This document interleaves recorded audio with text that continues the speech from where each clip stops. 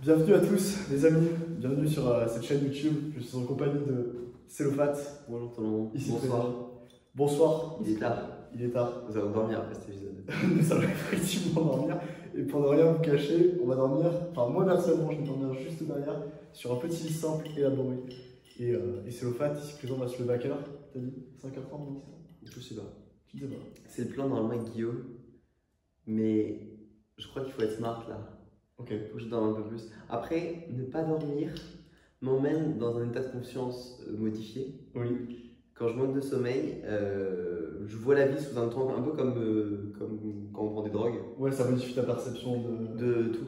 Et j'ai des idées que j'aurais pas eu en temps normal. Ok. Et il y a plein d'effets négatifs, surtout sur le long terme. Ok. Mais sur du court terme, ça peut être intéressant. Mais je sais pas encore si c'est l'état que je veux atteindre.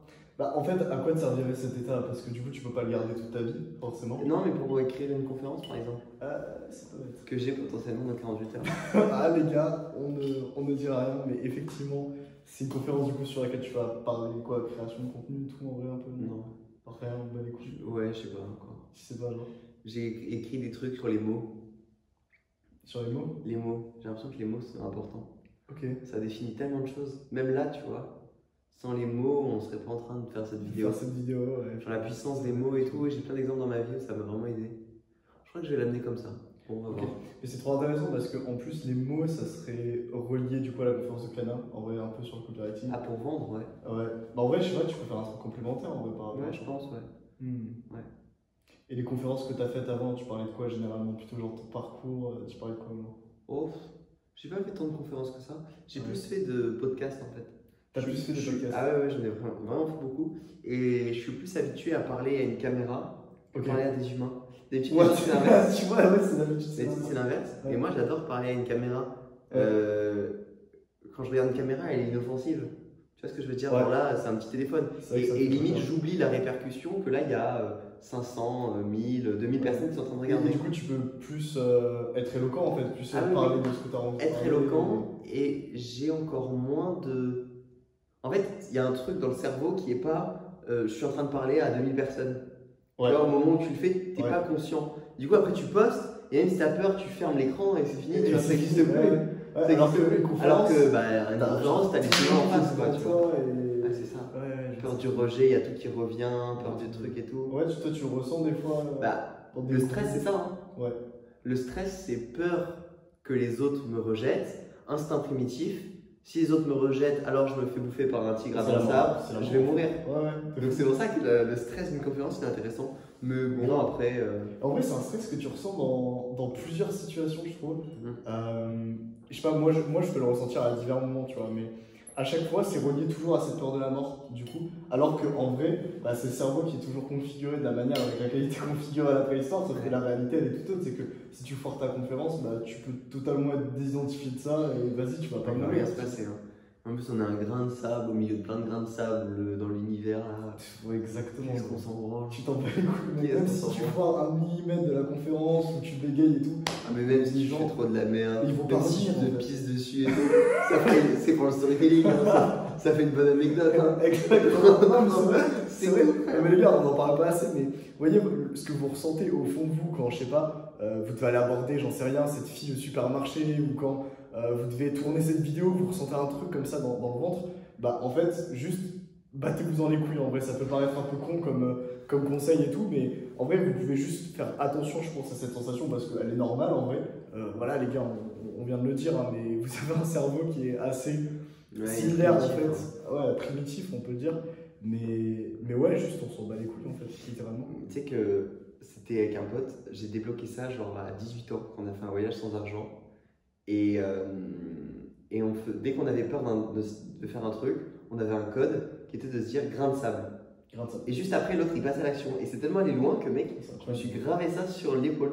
Mais mec, c'est tue, mec. Grain de sable. C'est génial. Et en mode juste dézoom, genre. Juste dézoom. Imagine, moi j'aime bien dézoomer où je suis. Parce que je suis très visuel. Du coup là, je sais ce qu'il y a autour de moi. Tu vois, il y a des vignes et tout. Mec, tu commences à dézoomer, tu sais, t'as vaguement la France. Ouais. La un peu ça, la planète. Ah ouais, Après, genre tu dézoomes la map. Ouais, tu vois, le dézoom, il existe, tu vois, les mecs font des reels en mode gros, t'inquiète, pas de problème, tu vois. Tu dézoomes, et en fait, je t'en bats les couilles. On s'en bat les couilles. D'ailleurs, tu peux raconter, genre, c'est quoi l'un de tes moments un peu les plus stylés où, genre, t'as eu ce truc, genre, grain de sable, et genre, t'as fait un truc de fou, je sais pas si tu peux raconter ça à la caméra. Ouais. En vrai, on allait aborder des meufs, on faisait des trucs. En fait, c'était faire des actions qu'on n'aurait pas fait en temps normal. Ouais. Des trucs de fou. Ah, j'ai pas de souvenir de trucs de fou qui me viennent, c'est dommage. Mais ouais, c'est des trucs en temps normal, on aurait pas osé faire. Des trucs qui sortaient un peu d'âge. En fait, juste le fait qu'en temps normal, t'oses pas le faire et que là tu le fasses, c'est ça la plus grosse. Ouais, parce qu'après, chacun a son référentiel. Tu vois, moi de base, je suis pas trop extraverti. Hein. Ouais. Je Donc, fais le fait d'aller parler aux gens comme ça dans la rue, c'est un truc nul. Nous, ce qu'on n'osait pas faire, c'était aller demander aux gens de la nourriture. Parce qu'on voyageait sans argent, tu vois. Ah bah oui, et on n'osait pas aller demander pour notre survie.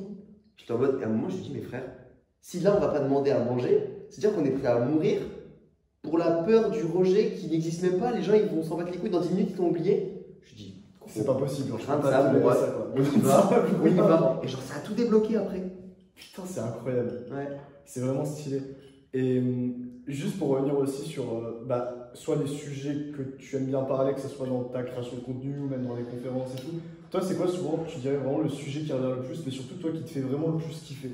Genre vraiment un sujet, tu pourrais parler des heures genre à propos de ça, genre sans problème, champi, pas champi, genre pas les couilles quoi. Mec, il y a tellement de trucs. En fait, moi ce que j'aime, en réalité, c'est les principes premiers et les concepts. Tu vois. En fait, quand il y a quelque chose qui marche tout le temps, j'ai l'impression que c'est une brique qui m'aide à bâtir. Tu vois. Genre, le concept d'un principe premier, c'est que dans toutes les situations, il fonctionne. Tu vois. C'est quelque chose d'universel. Quand tu fais une action, il y a quelque chose d'autre qui se passe, tu vois. Et en fait, quand tu comprends des trucs comme ça, j'ai l'impression que c'est ce qui te fait comprendre la vie. Le problème, c'est que sur les réseaux, en fait, c'est pas terrible de parler de ça. Parce que c'est un peu trop poussé. Surtout, en format Reels, tu vois. En format Reels, ça sert à rien. Et là, d'ailleurs, tiens, c'est une révélation que j'ai sur la création de contenu. Faut parler de soi, faut parler de trucs que les gens comprennent. Et essayer d'être trop philosophique. Avec des mots simples, en fait. Que les gens peuvent comprendre. Putain, attends, est-ce que ça filme ou pas? Parce que ça, c'est incroyable, ce que tu es en train de dire. Let's go, ça filme. Incroyable. Ça filme. Alors, ok, voilà, c'est très important. Je vous explique. Pour vous, votre vie, vous la connaissez. Du coup, elle n'est pas forcément hyper intéressante. Sauf que pour les gens, ce qui est le plus intéressant, c'est ce que vous avez déjà vécu. Et c'est pas ce que vous êtes en train de comprendre. Parce que ce que vous êtes en train de comprendre, c'est stimulant pour le cerveau, pour ton cerveau. Oui. Tu es en mode, ah ouais, je suis en train de comprendre ce concept, vas-y, il faut à tout prix que je fasse un contenu dessus. Et tu te dis, ouais, vas-y, il faut que j'en parle et tout, alors que peut-être la personne s'en bat les couilles. Elle s'en bat les couilles. Et en fait, l'endroit qui est le plus important, c'est votre vécu, votre expérience, tout ça. C'est de ça qu'il faut parler. Mais pour nous, on n'a pas l'impression que c'est ouf, parce que c'est ce qu'on a vécu, du coup, nous, on le connaît déjà. Et du coup, pour nous, c'est ennuyant. Oui. Parce qu'en fait, tu racontes une histoire que tu connais déjà. Alors que c'est plus intéressant de parler d'un nouveau sujet. Sauf qu'en fait, celui qui va regarder la vidéo, il va pas du tout avoir il n'est pas sur la même longueur d'onde que toi. Non, il n'est pas sur la même longueur d'onde. Et donc, oui, tu peux lui apporter beaucoup plus de valeur en fait. En parlant de notre vie, notre vécu, tout ça quoi. Exceptionnel, ok. Et est-ce que toi, tu aurais des exemples précis à donner de principes premiers, du coup, c'est comme ça que tu les appelles c'est quoi, tu vois, tu as des exemples précis de ça? Ouais, en fait, tout ce qui est business, moi là en ce moment, c'est disons un des grands trucs qui m'intéresse dans ma vie, c'est par exemple, qu'est-ce que c'est la valeur, tu vois, pour un individu. Bon, il y a la fameuse équation de Hormozy, voilà. Tu vois, ce genre de choses qui marchent dans tous les cas. Oui. Et en fait, une fois que j'ai ce genre de connaissances, donc voilà, la valeur, donc c'est en haut, c'est ce qui est plus grand. En dessous, donc c'est quoi? C'est le temps que tu vas mettre à atteindre l'objectif. En haut, ouais, c'est l'objectif que tu vas atteindre multiplié par la probabilité de chance de l'avoir. Et en bas, la difficulté et la durée. La durée. Ouais, c'est ça. Ouais. En fait, tu comprends ce genre de choses, mec, je pourrais en parler des heures. Et tu es là, en fait, ce qui est trop bien quand tu comprends un principe premier, c'est que tu réfléchis à quoi tu l'appliques. Et ça s'applique littéralement à tout. Et du coup, après, tu vois la vie sous un autre angle. À chaque fois que tu intègres, pas tu comprends, tu intègres vraiment un principe premier. Tu sais, je dis tout le temps, il y a comprendre et comprendre. Tu comprends là, après tu comprends partout. Et du coup, tu vois la vie différemment et tu as des nouvelles cartes. En fait, tu es comme. Tu as des nouveaux codes dans la matrice. C'est exactement ça. Mec, dans ton programme. Dans ton programme à toi. Tu vois, tu peux faire des essais de ouf en fait. Et tu vois, quand tu comprends aussi que tout le monde est codé. Putain, ouais, c'est trop stylé. Au final, c'est un principe premier. Tout le monde est codé. On est tous des lignes de code, on réagit, tout ça. Et en fonction des lignes de code de chacun, il faut interagir de manière différente. Tu vois. Mec, c'est trop stylé ce que tu dis parce que du coup, en fait, moi, ce que ça me fait penser, c'est que ça me fait énormément penser aux croyances. En fait, c'est énormément lié. Et on fonctionne tous avec des systèmes de pensée et des croyances en mode ça c'est possible, ça c'est pas possible, tu vois. Et en fait, c'est hyper biaisé parce que il y a plein de choses que tu peux rendre possibles et qui sont impossibles pour la plupart des gens, tu vois. En mode, genre, tu peux, Hormozy par exemple, on parle d'Hormozy, lui il a intégré dans sa ligne de conduite, dans son code en fait, faire 1 million c'est tranquille en vrai. Faire un M, je m'en bats les couilles, tu vois. C'est tranquille de fou. Et pour la plupart des gens, faire 1 million c'est un truc presque irréaliste et impossible, tu vois. Donc, il y a plein d'exemples de ça en fait. Ouais, c'est très pertinent. Et à part cette notion vraiment d'aller coder du coup vraiment un peu l'humain, toi du coup, c'est quoi un peu ton point de vue sur la chose vraiment de manière globale en fait? Et pour toi, au niveau de l'humanité, c'est quoi le truc, tu dirais soit qui manque, ou soit que tu aimerais rajouter du coup, parce qu'en vrai, les deux c'est un peu pareil, tu vois. Mais c'est quoi le truc qui manque ou que tu aimerais rajouter qui pourrait faire en sorte que les êtres humains de manière générale aient plus de valeur à apporter aux autres et surtout à eux-mêmes puissent s'inspirer? Je sais pas si j'ai bien posé la question. Ouais, c'est un peu biscornu. C'est un peu biscornu, mais je pense que ça comprend. C'est par rapport à quoi? Par rapport à ce qu'il faudrait apporter à l'humanité en fait. Je pense, ouais, de manière générale, c'est ça ma question. Ouais. Mec, j'ai pris le sujet dans tous les sens. Vas-y, va les coups, même d'ici. Le sens, c'est exactement ça. Le mot, c'est le sens. Le sens. Parce qu'en fait, on se pose cette question généralement parce qu'on est en manque de sens. Ouais. Tu sais, on dit je suis en manque de sens, je comprends pas le sens de la vie. Oui. Et du coup, c'est là que tu te dis ah bon, je sais pas trop quoi faire sur Terre, je vais essayer d'être utile pour l'humanité, tu vois.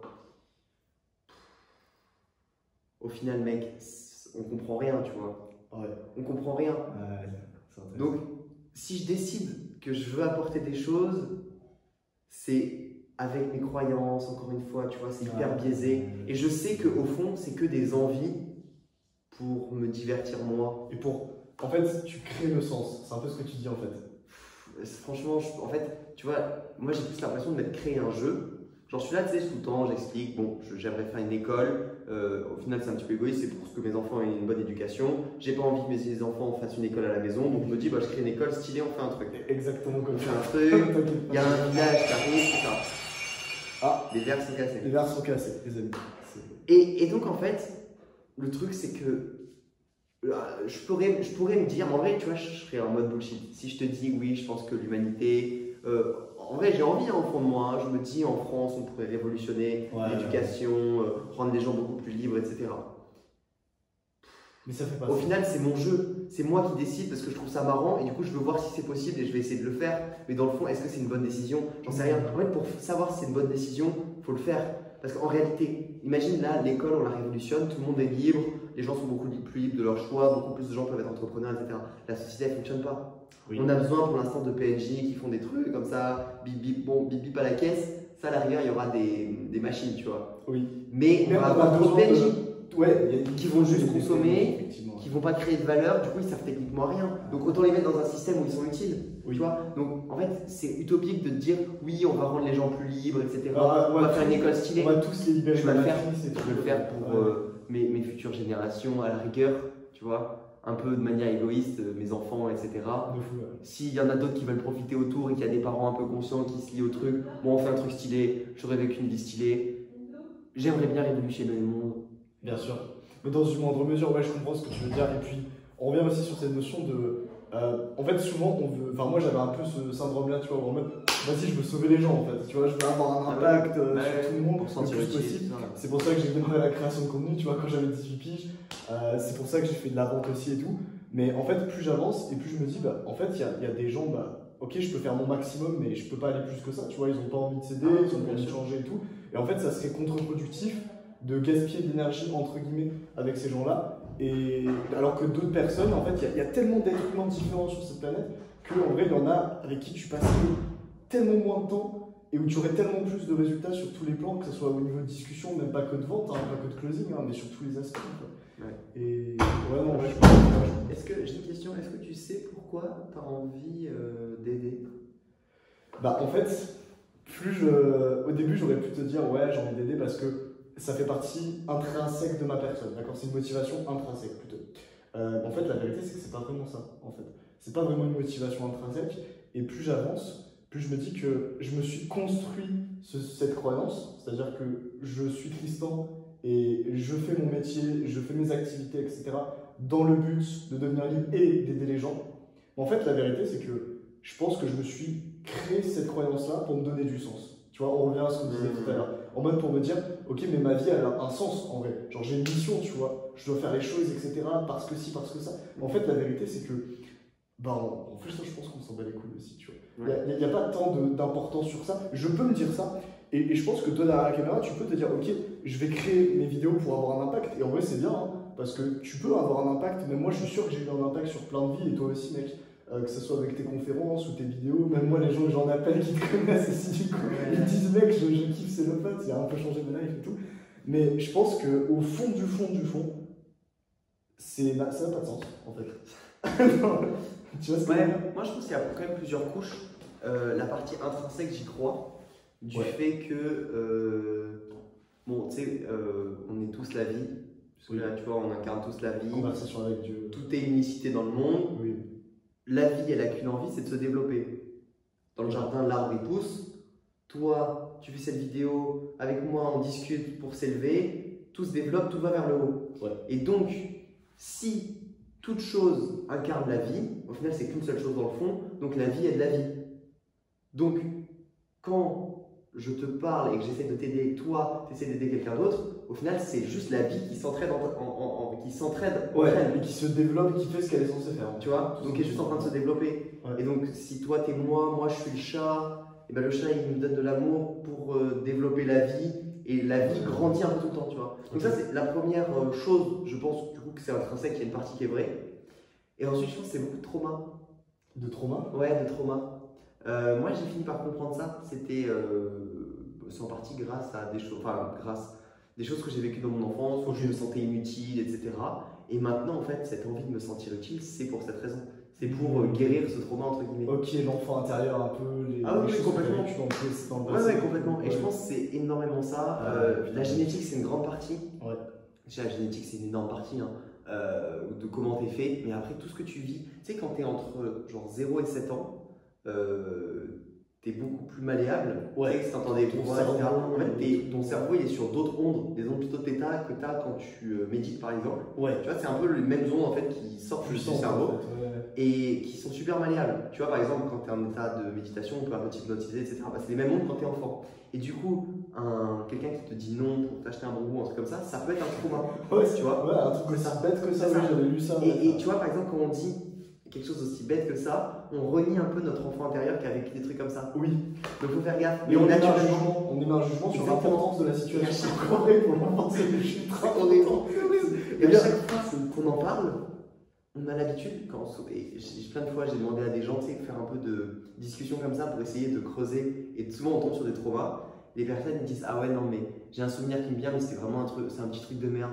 À chaque fois on dit ça. Alors que non. Non les gars, c'était hyper important. C'était hyper important. Si votre daron il est venu vous chercher à 17h15 au lieu de 17h et vous vous sentiez abandonné, c'est un trauma sur le reste de ta vie et tu peux littéralement avoir peur jusqu'à la fin de ta vie que ta meuf te kiffe parce que tu as l'impression que tu vas être abandonné, tu vas mourir parce que tu as ce trauma. Et du coup, prendre conscience de ces traumas, genre vraiment trop fort. Faites des breathwork, faites des trucs, il y a tout qui est dedans. Introspection et tout. Enfin, vraiment, c'est un travail hyper intéressant, qualitatif.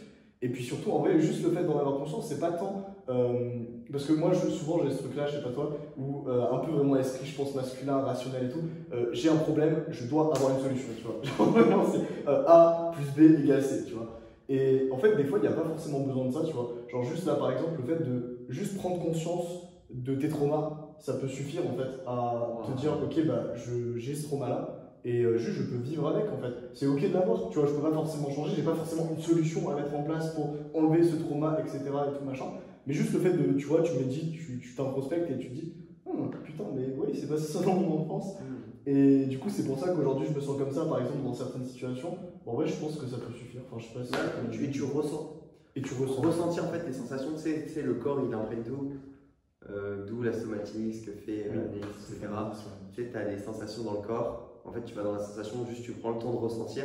De ressentir, Et c'est ça qui permet de libérer. Mais déjà, prendre conscience d'un problème ou d'un trauma ou de quelque chose, tu résous une grande partie, tu sais. De fou. Ouais. On a de la chance d'avoir toutes ces discussions à notre jeune âge. C'est hyper intéressant, mec. D'accord, on a 20 ans, t'en as 21 ans. Clairement. Putain, les gars, c'est incroyable.